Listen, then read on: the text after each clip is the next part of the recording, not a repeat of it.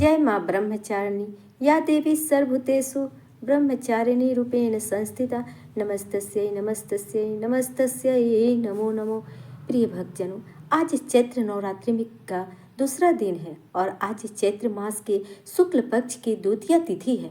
आज के दिन माता ब्रह्मचारिणी की व्रत कथा का श्रवण करने से लंबी आयु का आशीर्वाद प्राप्त होता है और सभी प्रकार के सुख प्राप्त होते हैं और व्यक्ति को सभी कार्यों में सफलता मिलती है। अब आप सुनेंगे माँ ब्रह्मचारिणी की बड़ी ही दुर्लभ कथा। आप इस कथा को बड़ी ही श्रद्धा और प्रसन्नचित मन से सुनिएगा। माँ ब्रह्मचारिणी देवी का स्वरूप पूर्ण ज्योतिर्मय एवं अत्यंत भव्य है। उनके दाहिने हाथ में जप की माला और बाएं हाथ में कमंडल रहता है। उनके पूर्व जन्म में जब यह हिमालय के घर पुत्री के रूप में उत्पन्न हुई थी, तब नारद जी के उपदेश से उन्होंने भगवान शंकर जी को पति रूप में प्राप्त करने के लिए अत्यंत कठिन तपस्या की थी। इसी दुष्कर तपस्या के कारण इन्होंने तपस्याचारी अर्थात ब्रह्मचारिणी नाम से अभिगृहित किया गया। 1000 वर्ष तक इन्होंने फल मूल खाकर व्यतीत किए और 100 वर्षों तक केवल शाक पर निर्वाह किया था। कुछ दिनों तक कठिन उपवास रखते हुए देवी ने खुले आकाश के नीचे वर्षा और धूप के भयानक कष्ट सहे। इस कठिन तपस्या के बाद 3000 वर्षों तक केवल जमीन पर टूटकर गिरे हुए बेल पत्रों को खाकर वे भगवान शिव की आराधना करती रही। इसके बाद उन्होंने सूखे बेल पत्तों को भी खाना छोड़ दिया और कई हजार वर्षों तक वे निर्जल और निराहार तपस्या करती रही।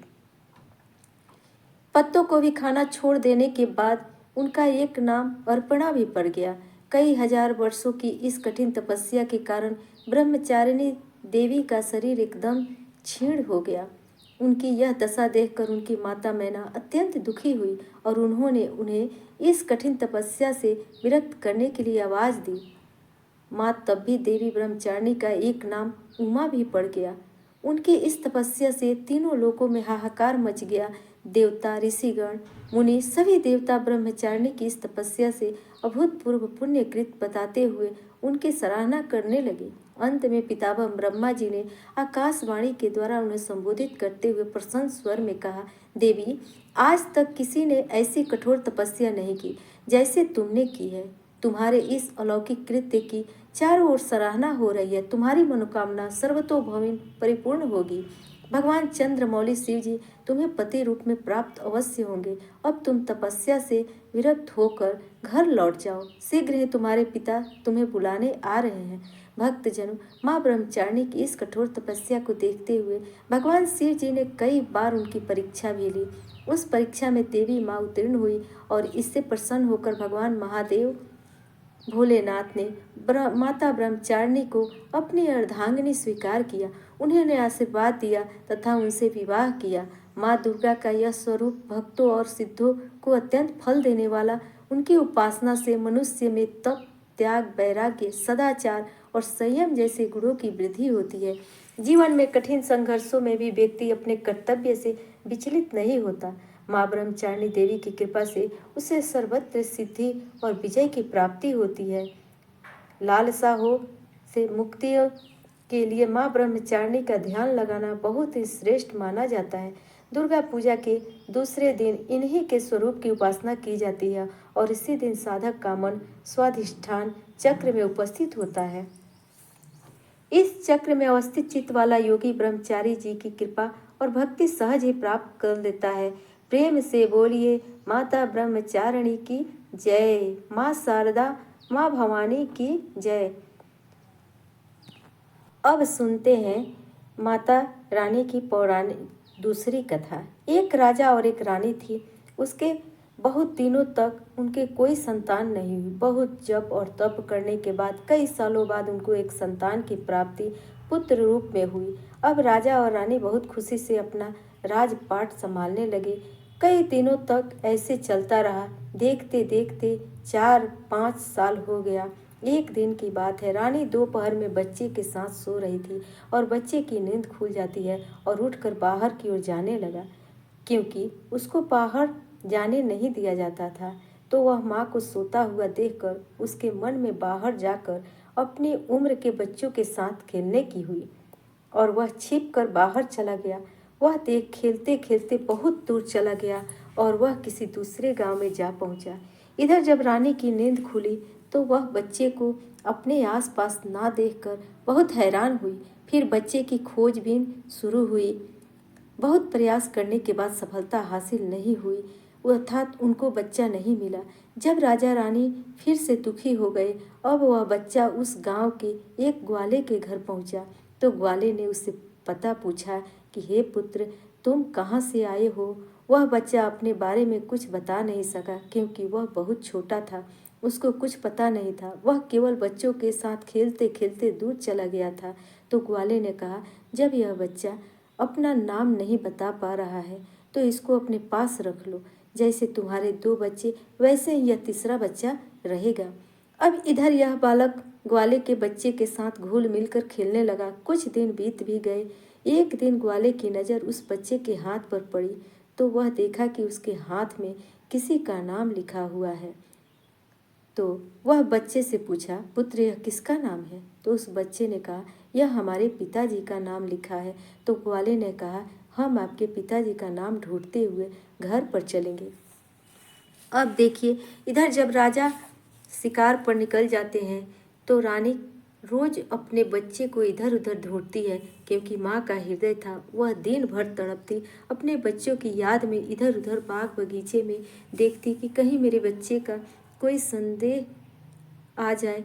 रानी यही सोचती कि इतने दिन बाद एक संतान हुई थी तो मैंने लापरवाही में वह भी अपने हाथ से गंवा दी। अब रानी एकदम निराश होकर एक गांव में पहुंची तो वहां उसने देखा कि कुछ औरतें मिलकर देवी माता की पूजा कर रही थी।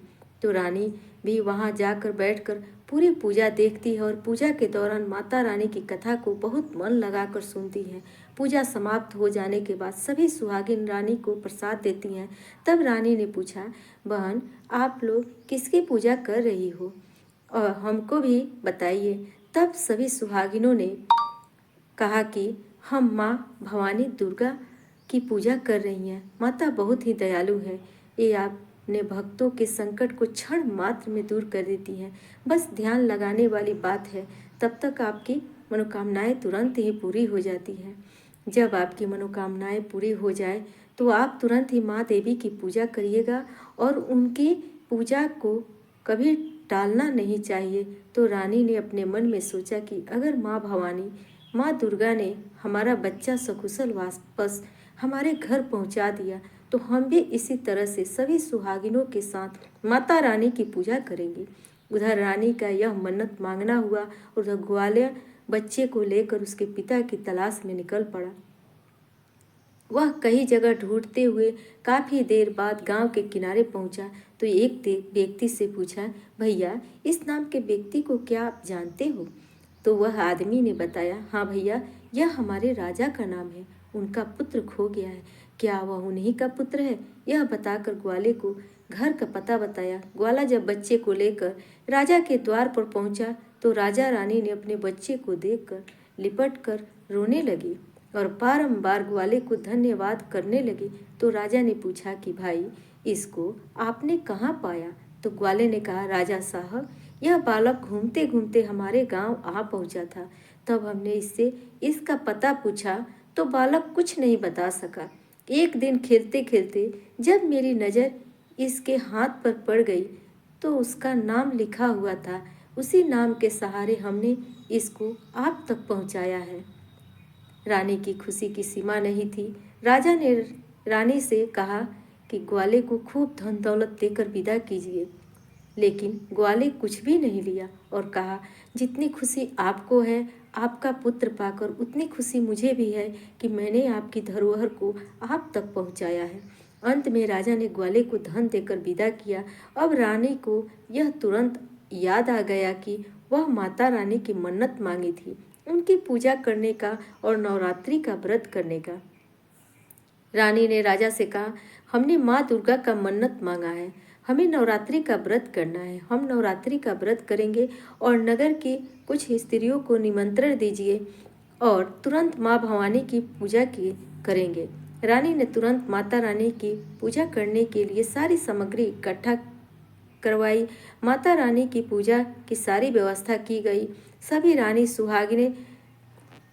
सुहागिनों ने मिलकर माता रानी की विधिवत पूजा की और माता भवानी दुर्गा माता का गीत गाया। जिन सुहागिनों को माता रानी की कथा आती थी उन्होंने माता रानी की कथा सुनाई और फिर अंत में सभी सुहागिनों ने मिलकर माता रानी की आरती की और उनसे प्रार्थना की, हे माँ, जिस तरह आपने हमारे संकट को दूर किया है, ऐसे ही जो आपको याद करे आप उनके भी संकट को तुरंत दूर करना। हे माँ, आपका स्वभाव बड़ा ही दयालु है, बड़ा ही सहज है, बड़ी ही कृपालु है। जय माता रानी। हे माँ भवानी, जिस प्रकार आपने रानी के बच्चे को वापस किया, उसकी गोद भरी, उसके जीवन में खुशियाँ लौटाई, उसी प्रकार सभी माताओं की गोद को हरा भरा रखना, सभी के घर में सुख समृद्धि लाना। जय माँ दुर्गा। आइए अब हम सुनते हैं माँ तारा रानी की कथा। एक समय की बात है, माँ भगवती को मानने वाले में से एक राजा स्पर्श भी थे। वह दिन रात उनकी पूजा अर्चना में लीन रहते थे।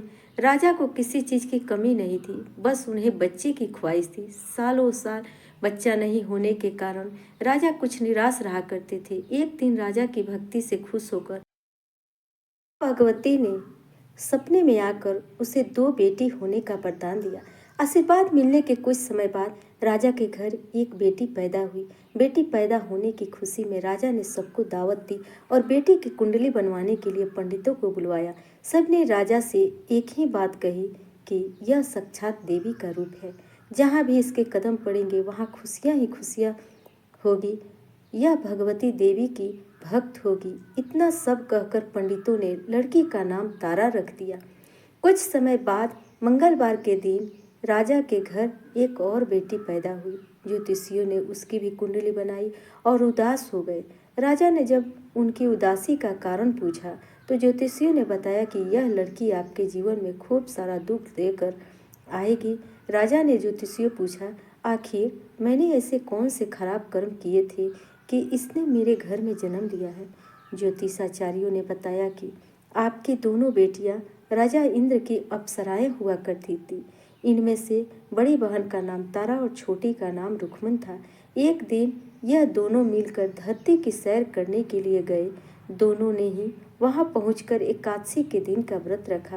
तारा ने अपनी छोटी बहन से कहा, आज एकादशी का व्रत है, इसलिए बाजार जाकर कुछ ताजे फल ले आओ, लेकिन वहाँ कुछ मत खाना। रुक्मिणी बाजार फल लेने के लिए चली गई और वहाँ उसे मछली पकौड़े दिखे। उसने झट से उन्हें खा लिया और अपनी दीदी के लिए कुछ फल ले लिए। रुक्मिणी ने तारा से पूछा कि तुम अपने लिए फल क्यों नहीं लाई? तो उसने जवाब दिया कि वो मछली के पकौड़े खाकर आई है। तारा ने गुस्से में कहा कि तुम पापन हो, एकादशी के दिन तुमने मछली खा ली। ऐसे खराब कर्म के लिए मैं तुम्हें छिपकली बनने का श्राप देती हूँ। अब उसी जंगल में तारा की बहन छिपकली बनकर रहने लगी। वहाँ एक जाने माने ऋषि श्री गुरु गोरख भी अपने कुछ शिष्यों के साथ रहते थे। उनके शिष्यों में से एक बहुत ही घमंडी था।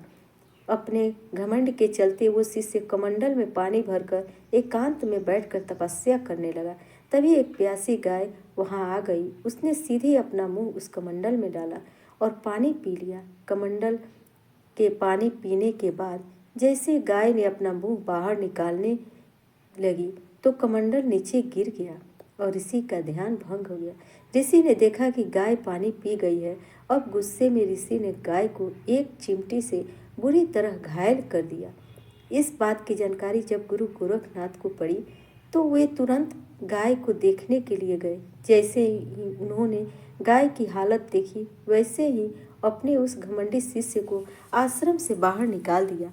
कुछ दिनों के बाद गौ माता पर किए गए उस अत्याचार से होने वाले पाप को कम करने के लिए उन्होंने एक यज्ञ करवाया। इस यज्ञ के बारे में गाय को चिमटे से मारने वाले घमंडी शिष्य को भी पता चला। वह सीधे पंछी का रूप धारण करके यज्ञ स्थल पर गया और भोजन में अपनी चोंच से मारा सांप डाल दिया। किसी को इस बात की खबर नहीं हुई। यह सब होते हुए तारा से श्राप मिलने वाली छिपकली रुक्मन देख रही थी। उसके मन में हुआ कि इसे खाकर सारे लोग मर जाएंगे। सबकी जान बचाने के लिए छिपकली बनी रुक्मन सभी लोगों के सामने भोजन पर गिर गई। लोगों ने छिपकली को खूब कोसा और बर्तन को खाली करने लगे। उसी वक्त भंडारा करने वाले को खाने से मरा हुआ सांप भी दिखाई दिया। तब कहीं जाकर सबको यह समझ आया कि छिपकली सबकी जान बचाने के लिए जानबूझकर भोजन में गिरी थी। एक छिपकली होने के बावजूद भी इतने अच्छे विचार होने की वजह से यज्ञ मौजूद सारे महत्वपूर्ण लोगों ने कहा कि हमें इस छिपकली की मुक्ति के लिए प्रार्थना करनी चाहिए। पंडित जी ने आगे बताया कि सबकी प्रार्थना से ही वे छिपकली तीसरे जन्म में आप जैसे प्रतापी राजा के घर बेटी के रूप में पैदा हुई है। वही तारा ने दूसरा जन्म तारामती के रूप में लिया और अयोध्या के राजा हरिश्चंद्र से शादी की। इतने सब बातें कहने के बाद पंडितों ने राजा स्पर्श को रुक्मन को मारने की सलाह दी। इस बात पर राजा बोले, मैं किसी बेटी को कैसे मार सकता हूँ? ऐसा करना पाप होगा। फिर ज्योतिषियों ने कहा कि एक संदूक में सोना चांदी लगाकर उसके अंदर लड़की को रख देना और संदूक को पानी में बहा देना। इसमें लगा हुआ सोना चांदी देखकर लोग नदी से संदूक जरूर निकालेंगे और लड़की की जान बच जाएगी। राजा ने ज्योतिष के बताए अनुसार वैसा ही किया। नदी में सोना चांदी जड़ा हुआ संदूक देखकर काशी के पास ही एक भील ने उसे बाहर निकाल लिया। उसके कोई बच्चा नहीं है, इसलिए उसने संदूक के अंदर की लड़की को पालने का फैसला लिया। उस भील और उसकी पत्नी ने खूब प्यार से उसे पाला और रुखो उसका नाम रख दिया। बड़ी होते ही दोनों ने रुखो की शादी करवा दी। रुखो की सासू माँ तारामती और राजा हरिश्चंद्र के महल में साफ सफाई करने का काम किया करते थे। कुछ दिनों के बाद रुखो की सासू माँ बीमार हो गई और उसकी जगह रुखो वहाँ काम करने लगी। तारामती ने उसे देखा और पुराने जन्म के पुण्य के कारण पहचान लिया और उससे कहा कि तुम मेरे साथ बैठ जाओ। तो रुखो ने कहा, मैं तो भील हूँ, इसलिए आपके पास नहीं बैठ सकती। तब तारामती ने उसे बताया कि तुम पूर्व जन्म में मेरी ही बहन थी। तुमने एकादशी के व्रत के दिन मछली खा ली थी और मैंने तुम्हें दंड देते हुए छिपकली बना दिया।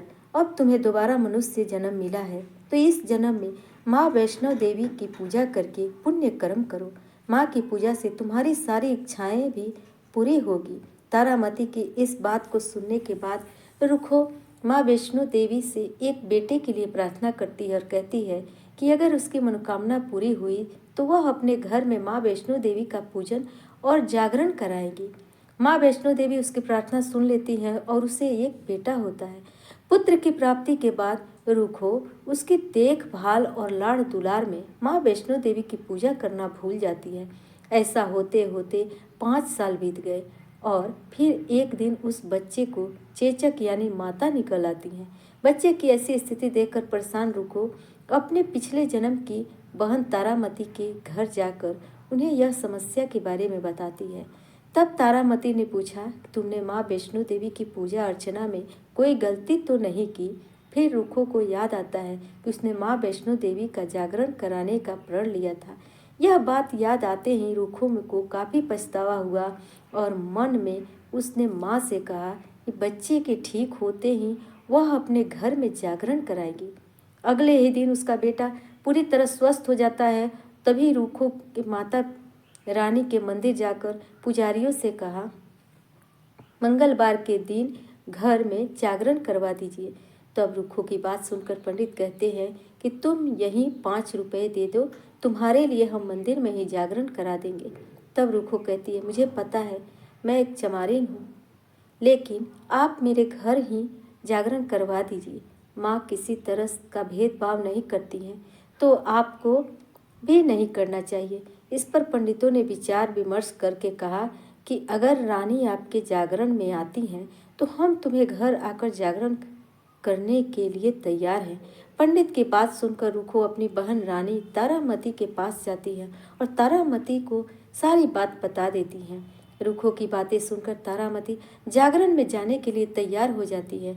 इस बात को बताने के लिए रुखो जब पंडित जी के पास जाती हैं तब उनके बीच की बातों को सेना नायक नाई सुन लेता है। फिर राजा हरिश्चंद्र को जाकर सारी बातें बता देता है। राजा के मन में हुआ कि रानी को नीची जाति वाले के घर जागरण में नहीं जाना चाहिए। इसी वजह से वह अपनी उंगली काट लेते हैं जिससे उन्हें नींद ना आए, तब रानी जागरण में ना जा सके। जब जागरण का समय होता है तभी राजा को जागते हुए देखकर रानी मन ही मन माँ वैष्णो देवी से प्रार्थना करती है कि महाराज को नींद आ जाए ताकि मैं जागरण में जा सकूं। रानी की प्रार्थना के कुछ ही देर बाद राजा को नींद आ जाती है। फिर रानी तारामती रोशनदान में रस्सी बांधकर महल के नीचे आकर रूखों के घर चली जाती हैं। इसी जल्दबाजी में रास्ते में ही रानी का रेशमी रुमाल और एक पाँव का हाथ का कंगन गिर जाता है। इधर कुछ वक्त बाद राजा हरिश्चंद्र की नींद टूट जाती है।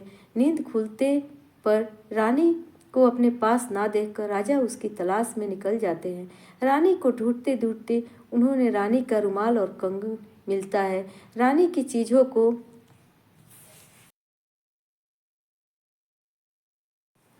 अपने साथ लेकर राजा जागरण स्थल पर पहुंचते हैं और एक जगह चुपचाप बैठकर जागरण सुनने लगते हैं। माँ वैष्णो देवी के जयकारे के साथ जागरण खत्म होता है और सभी को प्रसाद दिया जाता है। तब रानी अपने हिस्से के प्रसाद को झोली में डाल लेती हैं और रानी के ऐसा करने पर लोग उनसे पूछते हैं कि वह प्रसाद क्यों नहीं खा रही हैं। अगर आप प्रसाद का सेवन नहीं करती हैं तो जागरण में आए लोग भी प्रसाद नहीं खाएंगे। तब रानी बोलती हैं कि वह प्रसाद राजा के लिए था, अब आप मुझे प्रसाद दीजिए। फिर अपने लिए प्रसाद लेकर रानी सबके सामने खा लेती हैं। रानी के प्रसाद खाते ही जागरण में मौजूद सभी भक्तों ने भी प्रसाद खाया। उसके बाद रानी महल के लिए निकल जाती हैं। तभी रास्ते में ही राजा उन्हें रोक कर पूछते हैं कि तुमने नीच जाति के घर प्रसाद खाकर खुद को अपवित्र कर लिया है। तुमने मेरे लिए भी प्रसाद रखा है, अब तुम उससे मुझे भी अपवित्र करना चाहती हो। अब मैं तुम्हें अपने महल नहीं लेकर जा सकता। यह देखकर बोलते हुए राजा रानी की झोली को देखता है, तब उसमें प्रसाद की जगह गुलाब, चंपा जैसे अनेक फूल और कच्चे चावल और सुपारी वाला हो जाते हैं। फिर राजा चुपचाप रानी को अपने साथ लेकर महल पहुंचते हैं। वहां रानी बिना माचिस के ही माता रानी के सामने दीप जलाकर राजा हरिश्चंद्र को और हैरान कर देती हैं। फिर रानी बोलती हैं कि माता के दर्शन करने के लिए बहुत बड़ा त्याग करना पड़ता है। इसके लिए आपको अपने बेटे रोहित की बलि देनी होगी, तब माँ दुर्गा आपको साक्षात दर्शन देगी। यह सुनकर राजा के मन में माँ के दर्शन की इच्छा होने लगी। इसके लिए राजा अपने पुत्र की बलि देते हैं। बलि देने के बाद माँ दुर्गा शेर पर सवार होकर प्रकट होती है। उन्हें देखकर राजा हरिश्चंद्र काफ़ी खुश हो गए और माँ दुर्गा ने तुरंत राजा के बेटे को दोबारा जिंदा कर दिया। इस चमत्कार को देखकर राजा हरिश्चंद्र खुश हो गए और तभी राजा की माँ की पूरी विधि से पूजा विधि करके उनसे अपनी गलतियों की माफ़ी मांगी। माँ दुर्गा ने भी राजा को खुश रहने का आशीर्वाद दिया और अंतर्ध्यान हो गई।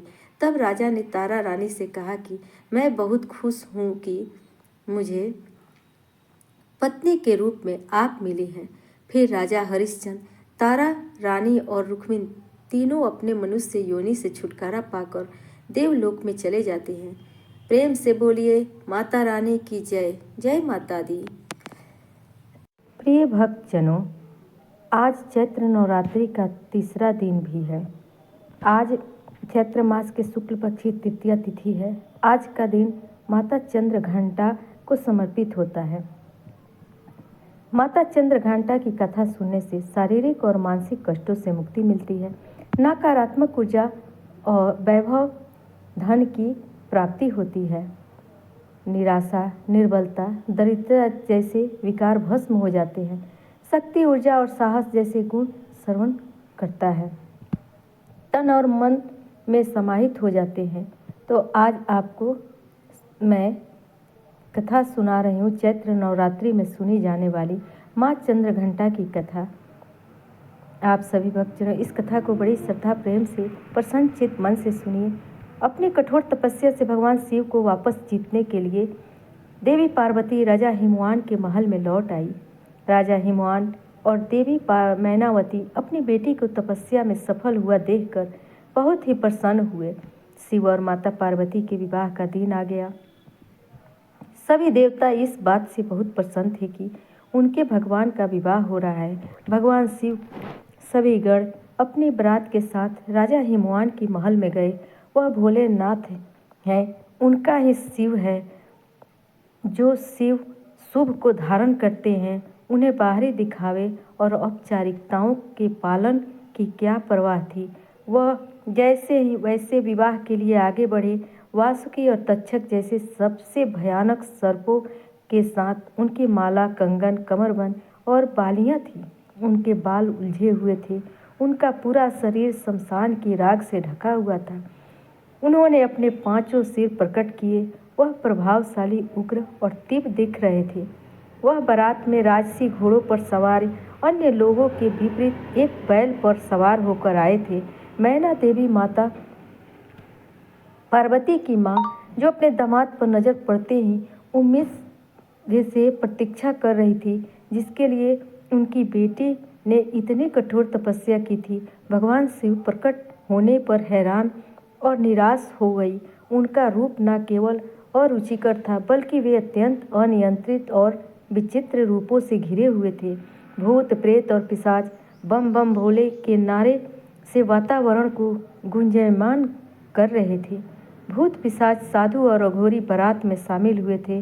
गण इतने उत्साही थे कि मर्यादा के लिए कोई जगह ही नहीं थी। उनकी खुशी स्पष्ट थी, लेकिन यह किसी भी तरह से कोई सुंदर या सुखद दृश्य नहीं था।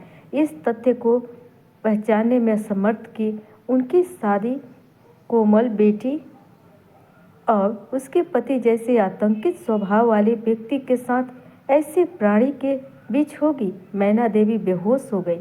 देवी पार्वती ने शिव तत्व को गहराई से आत्मसात कर लिया।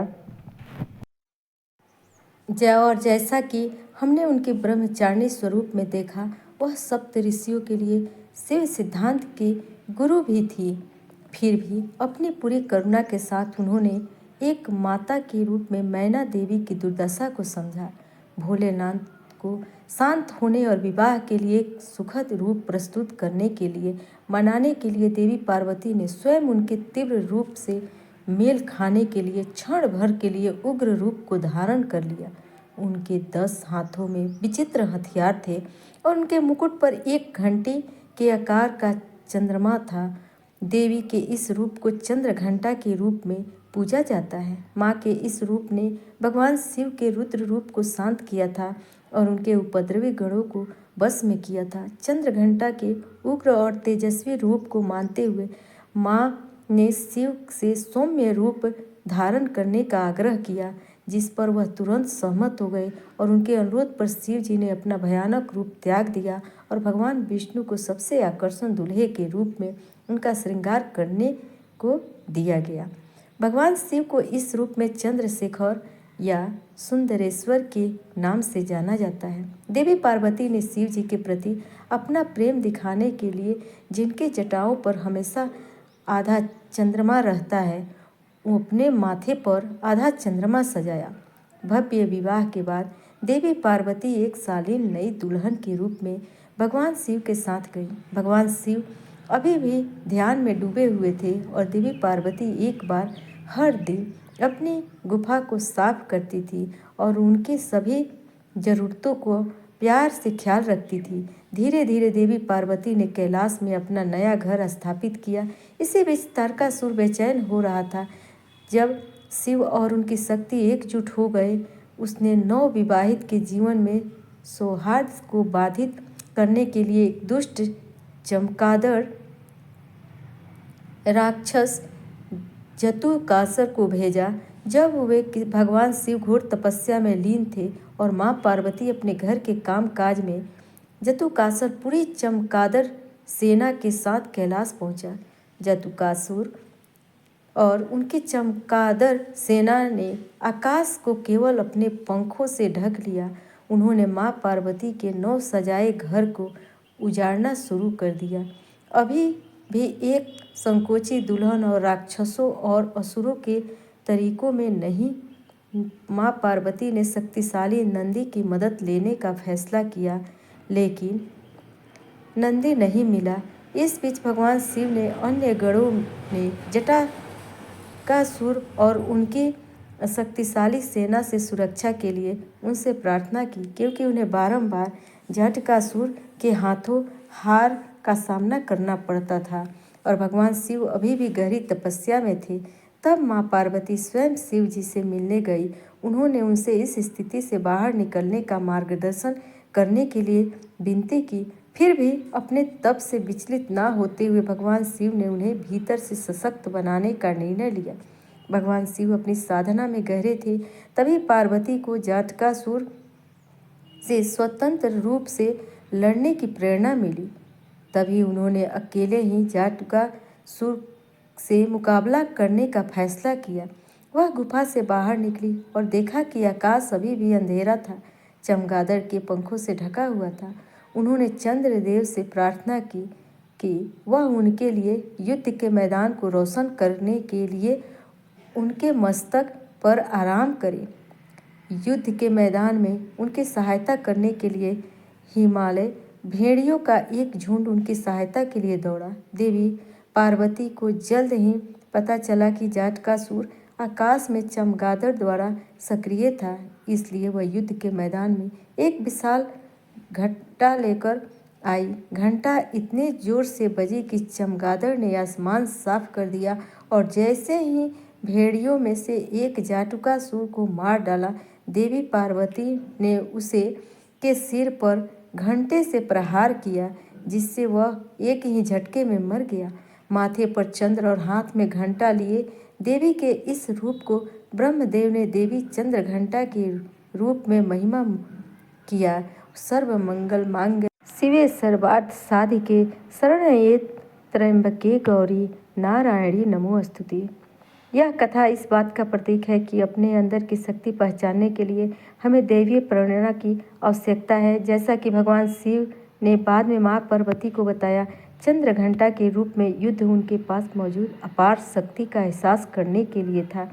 चंद्र घंटे के आकार में अर्धचंद्र से सुशोभित सुनहरे रंग वाली और 10 भुजाओं वाली वह सुनहरे शेर पर सवार है। 8 कोमल हाथ से त्रिशूल, गदा, तीर, धनुष, तलवार, कमल, घंटी, एक रुद्राक्ष माला और कमंडलू पानी का बर्तन है, जबकि उनका एक हाथ अभय मुद्रा अर्थात भय दूर करने वाली मुद्रा में है। उन्होंने नारंगी रंग के वस्त्र पहने हैं और शेर पर सवार या बाघ पर सवार हैं, जो बहादुरी और ताकत का प्रतीक है। जय माँ चंद्र घंटा। प्रेम से बोलिए माँ चंद्र घंटा की जय। जय माता भगवती।